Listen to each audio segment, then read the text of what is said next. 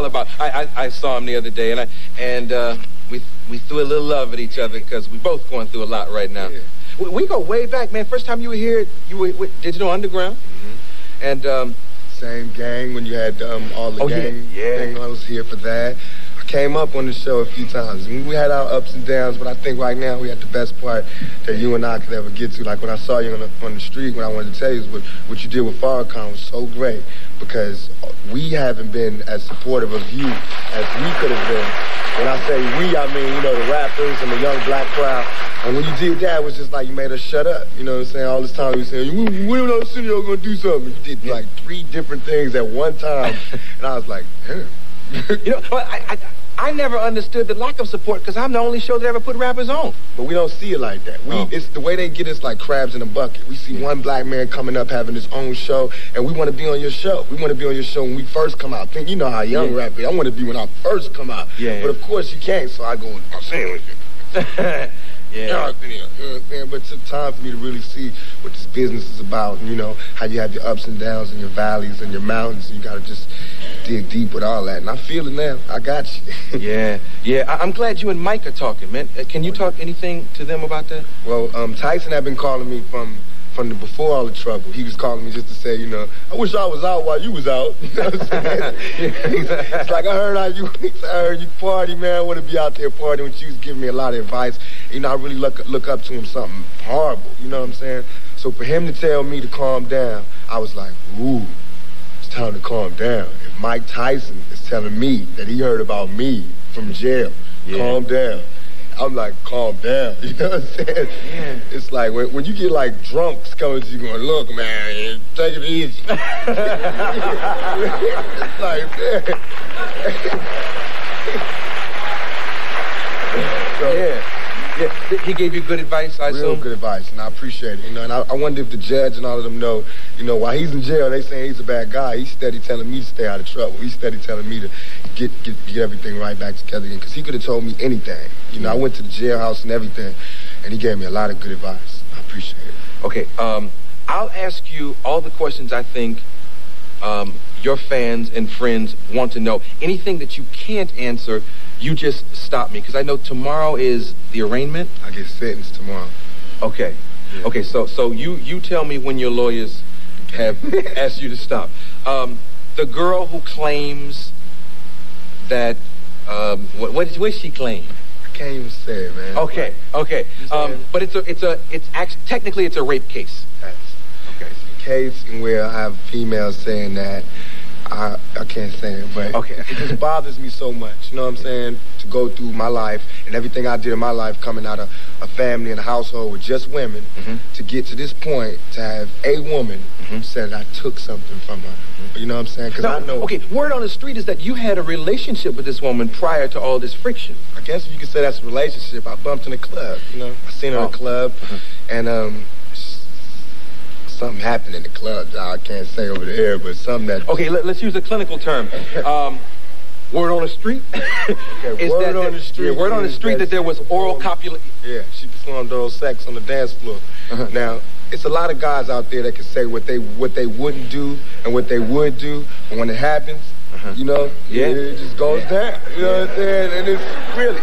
You know, and everybody want to be you know, it's just cool, but it happens, man. Things happen, man. It's like when you're in this position and with the lights and the cameras and everything, people do some crazy things, and I do crazy things too, you know.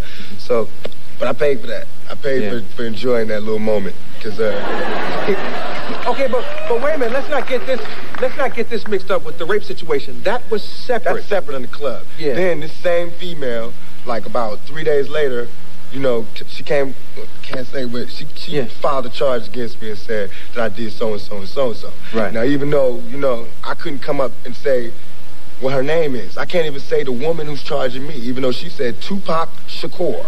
You know what I'm saying? If I say her name, they can sue me. That's just how it goes. You know what I'm saying? So I just got to take the case and go to court. Now, even though the court, for that case, that's not 2 years. That's a far case. Oh. But these brothers, I'm getting sentenced tomorrow. You know, all the cases where I'm so-called guilty, they tomorrow. You know, all the cases that I can fight, they way in the past, and they'll deal with me in the newspapers. Okay, because Jet Magazine I think it was Jet Magazine. I read about the Hughes brothers, the directors of Menace to Society. That's tomorrow. That's tomorrow. Is it one Hughes brother or two Hughes brothers? It's two Hughes brothers, but I can't tell them apart. Oh yeah. At some point you knew them apart, though. No, one ran, one stayed. Yeah. That's how I knew it. But yeah, I guess brothers. you now this was involving Menace to Society, right? In an all-roundabout way, you know. It was really about John Singleton, and it was a whole black directors thing. And it just went a little too far. Really, all that was a fist fight, you know. And to all my brothers out there, a fist fight, in case you're wondering, is battery when you get to court. You can't tell a judge, oh, we had a problem and we had a fight. Because the judge said, yeah, I know, but that's battery. You know what I'm saying? And that's how I'm guilty. And I said I'm guilty. Well, I mean, if it's a fight, that means both parties No, not if one person go to the police and say, I didn't want to fight. Oh, yeah. See, it's not like, I don't want people out there to think that I went and just picked on these guys. These guys, the Hughes brothers, are 200 and something pounds, and they're twins. I walked up by myself to these twins. I'm 165, and I just started talking, you know, and it grew to an argument. And he turned around, we got to push until it was a fight. That's how it happened, but it wasn't like I just jumped on it. You two suckers had a fight with me, and then they turned it around like I jumped them. You know what I'm saying? They took a street thing and brought it to the courts, and that's what I can't forgive them for. You know, because I was like, well, let's have a charity match and give it to the kids. They was like, no, we want to see him do jail time. They told the judge that. I just want to say, Jazz, that as far as the remorse, I have a great deal of remorse. As far as I want you to treat me different, I don't want that. I just want the chance to make right from all the bad things that I got. You know, I got a lot of things against me. I got a lot of people that look up to me, and I don't want the last place for them to see me is in jail. You know, I don't think that I warrant that. I think that I could do much more good for the society, for this community as a whole, if I was on the streets. What's your reaction? I think the judge was fair. You know, I still don't feel like I got the decision that I wanted, but he was as fair as he could be. Really, to my homeboys, I mean, a fight is a fight, battery is battery. A 2.5-minute problem just cost me, you know, 15 days in jail, and that was lenient, you know what I'm saying? So just to my homeboys, you make the decision if it's important. If you scrapping, you know, 2.5 minutes, I'm about to do 15 days in jail. I was facing 6 months. Is it worth it? You know what I'm saying? But that's how it goes. So we just wasted a whole bunch of taxpayers' money, though. Wow. Let's talk about Above the Rim, something positive. All right. I hear it's a good movie.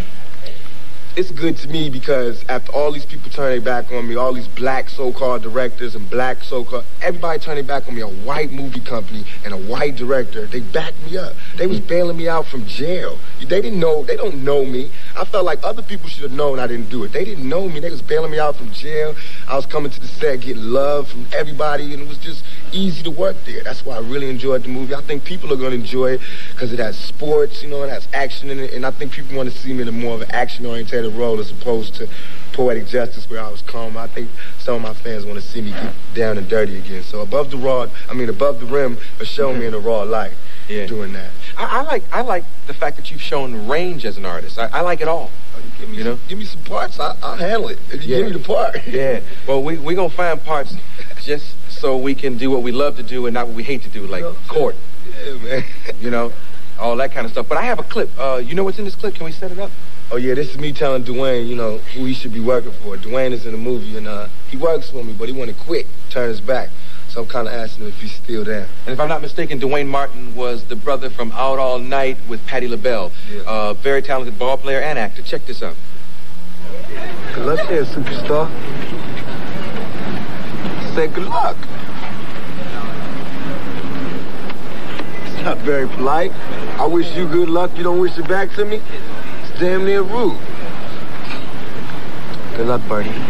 Thanks a lot. Almost forgot. Heard you're a Hoya now. Congratulations. What you think they're gonna think up at Georgetown about the presents you took? Check this out. You're not going to college or anywhere if the Birdmen don't win. You might be on another team, but you playing for me, Kyle. You remember that.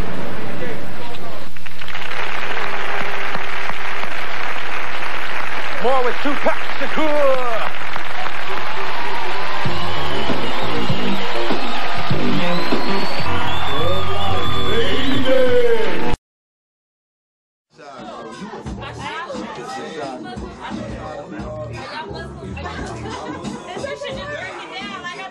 bag is there?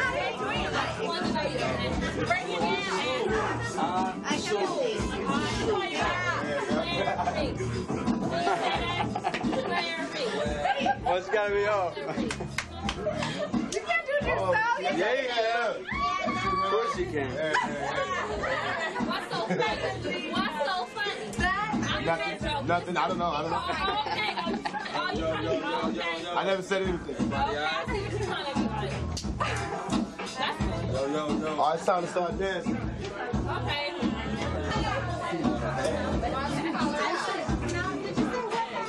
Oh, I still don't know what dance. Get up there. Why don't you girls get up and dance? Get up and dance. You wanna go dancing? I'll dance in a minute. Come on. Let it go. I'm trying. Let it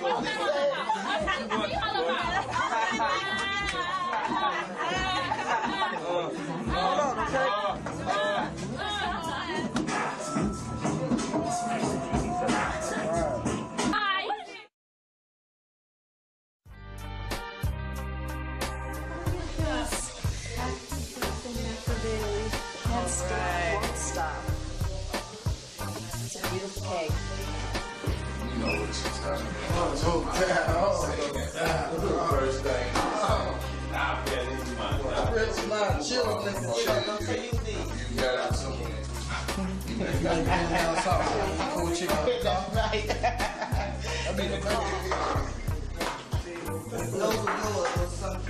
Don't worry about it.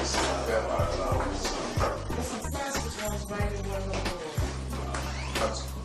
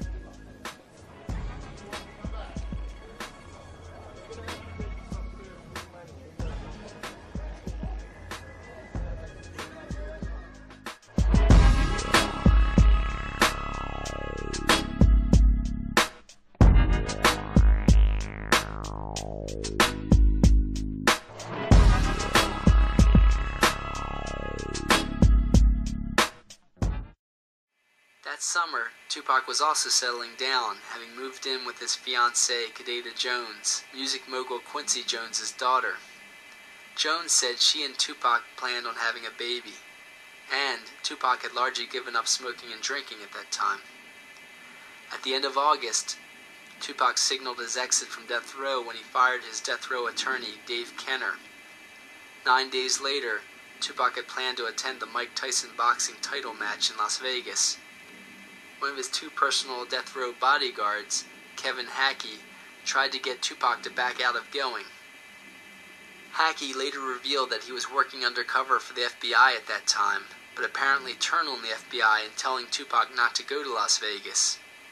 Hackey encouraged Tupac to move near his activist mentors in Atlanta. For that, death row fired Hackey. Hackey said that soon after, the FBI set him up on a gun possession charge and imprisoned him for months. Tupac attended the Vegas Tyson fight and headed for a post-fight concert in Knight's car. This is the last picture of Tupac taken minutes before his death. Death Row Security Chief Reggie Wright made the unusual move of keeping guards out of their car, taking guns away from the guards, and giving Tupac's other personal bodyguard a mobile phone without a battery. Gunmen did a fatal drive-by shooting on Tupac.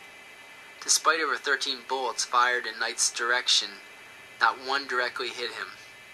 Kevin Hackey said he had documents to prove that FBI and ATF agents were in Tupac's motorcade and watched his murder. As Tupac lay dying in the hospital, Knight reportedly sent cases of guns to blood gangs and said the Crips shot Tupac. Many fatal shootings amongst the gangs ended the peace truce until activists spread the word that the Crips likely didn't shoot Tupac. Tupac died at the age of 25. The night of the next Mike Tyson fight, somebody fatally shot Yafu Fula in the head. Fula, seen here, was Tupac's backup singer as part of the Outlaws. He was also Bronx Black Panther founder Sekou Odinga's son, and had told Las Vegas police he thought he could identify Tupac's murderer. Vegas police had told the media that there was no forthcoming witnesses. On Tupac's final completed CD, Don Columinati, The 7-Day Theory, he had lyrics discussing Haitian Jack Agnat, saying that he knew he was working for the feds, or the FBI, in setting up his New York frame-up and shooting. This dispelled the notion that Biggie Smalls set up the shooting, effectively ending the East versus West rap war. Tupac also played a radical political speech by Malcolm X on that CD. Tupac left hundreds of songs that Afeni Shakur went on to release as chart-topping albums. 8 months after Tupac's murder, gunmen murdered Biggie Smalls. They conducted a drive-by shooting in Los Angeles in 1997. The Los Angeles Times and other news sources reported that FBI and ATF agents, who also worked for the New York Police Department, had taken pictures of Biggie within minutes of his death. Los Angeles police allowed homicide detective Russell Poole as lead investigator in that case. Detective Poole found overwhelming evidence that his fellow police officers in death row records murdered Biggie. He said that they did this to cover up their murder of Tupac by making it look to be part of the East versus West rap war. Following rapper Dr. Dre, who left death row records a year earlier, rap star Snoop Dogg left death row and started meeting with Sean Puffy Combs to quell the rap war. Death row guards attacked him and Suge Knight threatened his life. Knight further defied the judge's ruling and kept many of Tupac's recordings from Afeni Shakur. One of a few successful actions against U.S. intelligence came in 1997, when Geronimo Pratt's legal team won his freedom after 27 years of imprisonment. A judge declared that the government had falsely imprisoned Geronimo Pratt, who had changed his name to Geronimo Gijaga. The government offered several $1 million to settle a lawsuit by Geronimo's legal team that included years of legal research help by Afeni and Mutulu Shakur. Police foul play against rappers continued nationwide. Mainstream media reports ended up finding that New York and Los Angeles rap units trained police units nationwide in using FBI counterintelligence program tactics versus rappers. The FBI and ATF, the Bureau of Alcohol, Tobacco, and Firearms, became directly involved in targeting New York rap group Wu-Tang Clan, according to a Village Voice article. For example, an undercover agent became one of Wu-Tang Clan's managers, as the FBI explored bringing gun charges against the rap group. Undercover police also attempted to murder Wu-Tang Clan lead singer ODB, while ODB's brother had the group working with top Brooklyn activist Sonny Carson. The Miami Herald and other mainstream news sources eventually reported that New York and Los Angeles police departments had special rap units. The New York and LA units trained police units in cities nationwide. Evidence supports that these units use murderous counterintelligence program tactics against rappers. While police maintain that they only kept lists of rappers for legitimate crime investigations, many on these lists experienced COINTELPRO-type attacks, such as Wu-Tang Clan members. Other New York police targeting included Sean P. Diddy Combs and Run DMC's Jam Master Jay Mazel. In the latter case, gunmen came into Jam Master Jay's recording studio and shot him in the head. Similar to the New York recording studio shooting of Tupac, police ignored a security camera videotape of the gunman. As they would regarding other murders of rappers, police stated that the murder may have been due to the East versus West rap war. In the late 1990s, Def Jam founding music mogul Russell Simmons organized the Hip Hop Summit Action Network, or Hassan. He appointed Sean P. Diddy Combs and other top rap industry figures, along with professors and politicians, to the Hassan Board of Directors. Hassan also came out with a 12-point political platform, not too dissimilar from the Black Panther Party's 10-point platform. Combs, a lead aide to Simmons on the project, came under attack after this project started. A gunman shot at him in a club, and New York prosecutors reportedly spent the most money ever to unsuccessfully attempt to convict him of a gun possession charge. Many on Simmons' Def Jam and Combs' Bad Boy rap labels also came under attack. For example, evidence supported that media and U.S. intelligence manufactured more fake rap feuds. Undercover agents are the top suspects in then carrying out shootings that have occurred around those rappers. Police have arrested them for frivolous charges related to these incidents.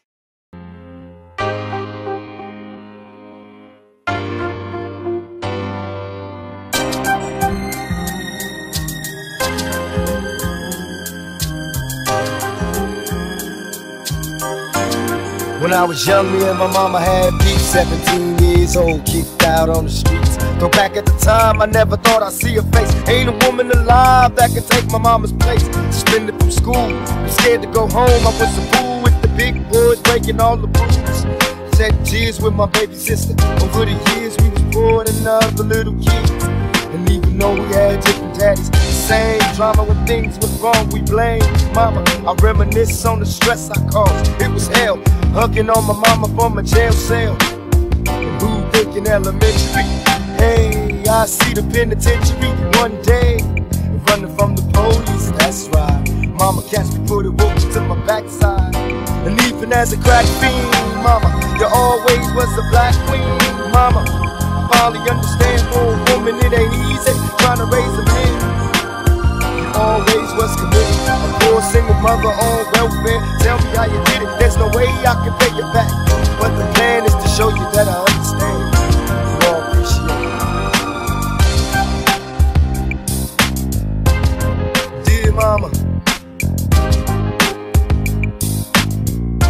you all appreciate it.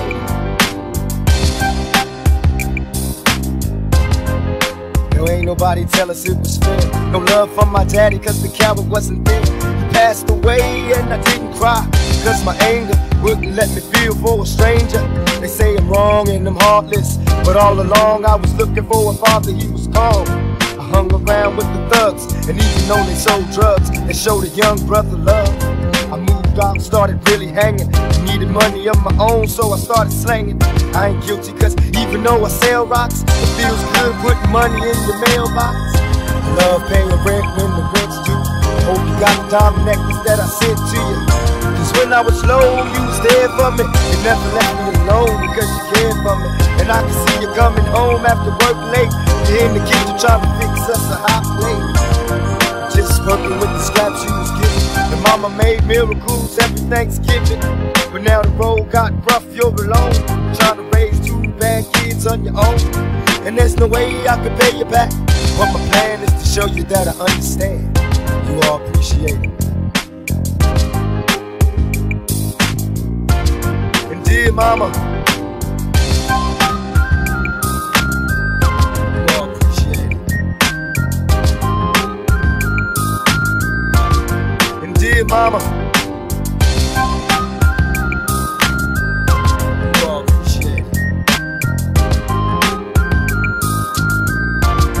pour out some liquor and I reminisce. Cause through the drama I can always depend on my mama. And when it seems that I'm hopeless, I say the words that can get me back in focus. When I was sick as a little kid, to keep me happy there's no limit to the things you did. And all my childhood memories, full of all the sweet things you did for me. And even though I act crazy, I gotta thank the Lord that you made me. There are no words that can express how I feel. You never kept a secret, always stayed real. And I appreciate how you raised me, and all the extra love that you gave me. I wish I could take the pain away. If you can make it through the night, there's a brighter day. Everything will be alright if you hold on. It's a struggle every day, gotta roll on. And there's no way I can pay you back, but my plan is to show you that I understand. You all appreciate it.